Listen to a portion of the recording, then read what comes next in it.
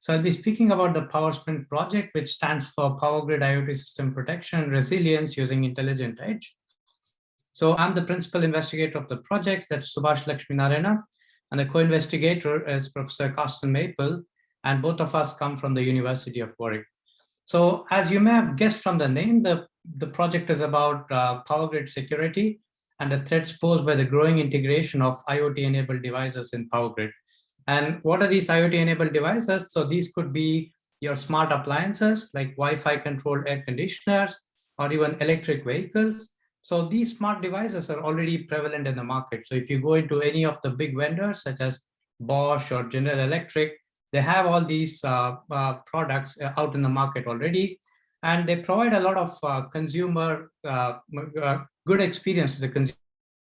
For example, if you want to warm up your home before you actually reach, all you have to do is use your smartphone and switch on the air conditioner or your heater and so on, right? So on the one hand, they are really good for the consumer side, but on the other hand, they may also pose risk to the power grid itself.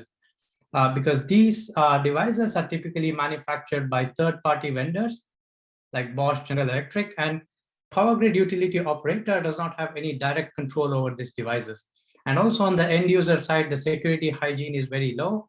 So the question we try to ask in this project is what happens if an attacker can control a large number of these IoT devices in a botnet type attack, right? So botnet attack, remember, is an attack where attacker simultaneously controls a large number of IoT appliances.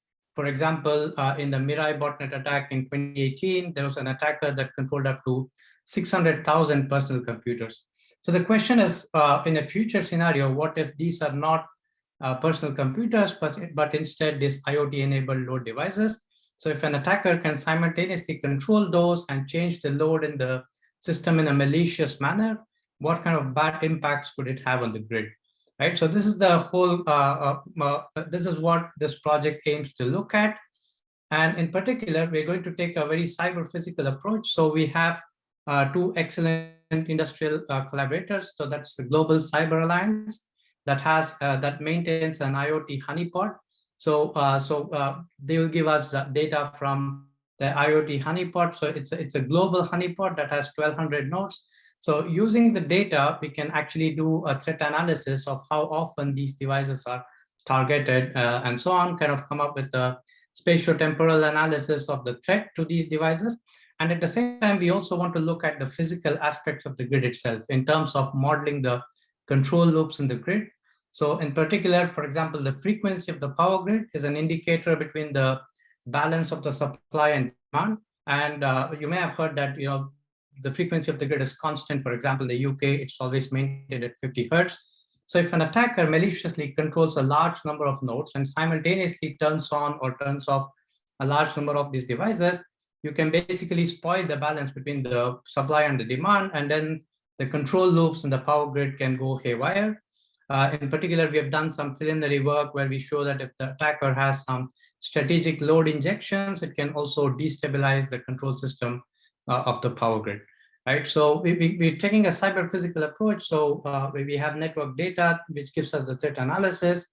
Then we have control theoretic modeling of the system. So we have simulators for this purpose.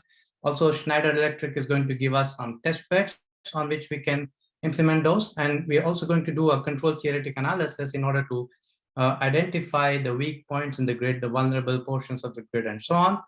Right, so these two will feed into a realistic risk analysis of these IoT-enabled load-altering attacks that against power grid. And the second aspect is also to look at machine learning. So in particular, how can we use the data collected from the power grid? In particular, we are thinking of the physical signals from the power grid, such as frequency, voltage, and these kind of data that you can gather from smart devices, and then use some sort of machine learning algorithm. So the problem is challenging because not only do you want to detect these attacks, but also you want to localize where the attack has actually taken place, right? So that is a very hard problem because inherently power grids are extremely large. So to actually localize from where these malicious injections are coming, so that's a hard problem. So we're looking at some machine learning algorithms that are specifically designed for control networks. So this is what people call as physics-informed neural network and so on. wherein you try to use the physical models of the system in order to make like very efficient inference with low amount of data. Because once such an attack happens, you would like to detect them and also localize them in a very quick manner. Right, so we have some preliminary publications on this. So first one really models the attack impact and tries to figure out the weak locations on the grid. So it turns out that from some nodes, the attacker can launch a more impactful attack compared to other points in the grid. So as a grid operator, you want to understand these kind of vulnerabilities in the structure of the grid, so that you can then plan where you can reinforce security measures in order to prevent these kind of attacks. We've also done some preliminary work on these machine learning algorithms. And another end goal is to try and have an edge implementation, because inherently this IoT intelligence is distributed at various points in the grid. So how can you do this inference in a distributed manner? So right, so that includes the overall objectives of the project and what we're trying to get at.